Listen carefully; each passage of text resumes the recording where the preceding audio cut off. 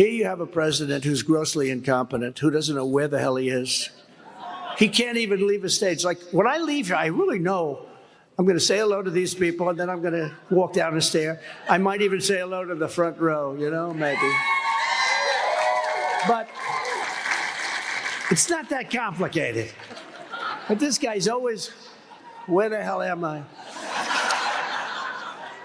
And I will tell you, the people that he's dealing with, President Xi of China, Kim Jong-un, North Korea, if you look at France, Macron, these are all people at the top of their game. These are smart people, tough people. They're at the top of their game. We have a man who doesn't have a clue, and he's in charge of potential nuclear war, which will annihilate the whole planet. And we can't let it go. People smile and they laugh and they think it's funny that he doesn't know where he is. And he doesn't know. And he didn't know where he was 25 years ago either, by the way. This was not one of the smart ones.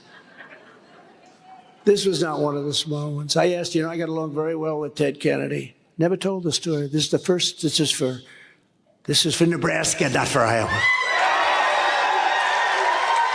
But I had a good relationship. I said, who's the smartest person? This 25, 30 years ago, I got along because of Palm Beach and stuff. I did him a big favor, actually, Ted Kennedy.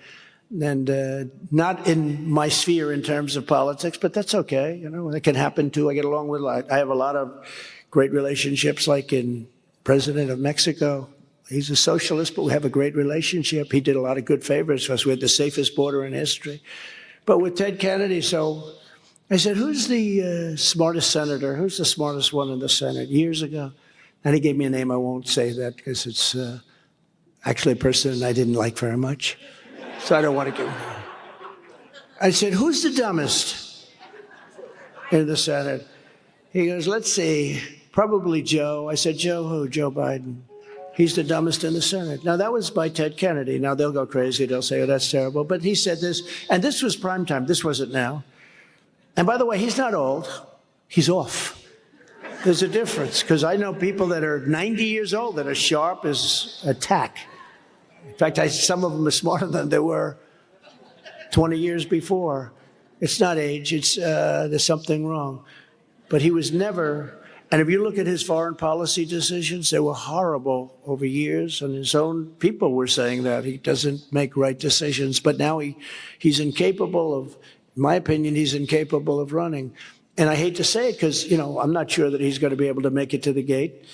But I guess I'd rather have him than somebody that actually is intelligent, right? So I hurt myself when I tell you these stories, in a way. Although I wouldn't mind running against Kamala. I wouldn't mind. But these incredible poll numbers are the primary reason that crooked Joe Biden has weaponized law enforcement and ordered his top political opponent, me, right in the middle of the election, because we're right now in the middle of a big deal, ordered me arrested right here, right at this time. It never happened before. He's doing well. We have to arrest him. These people are sick. And this is a continuation of the greatest witch hunt of all times, which was when we came down the escalator, the beautiful golden escalator, and it's all about a thing called election interference. This is a new way of cheating, not really new over the centuries, things like this have happened, but they've never happened in our country to the extent they have.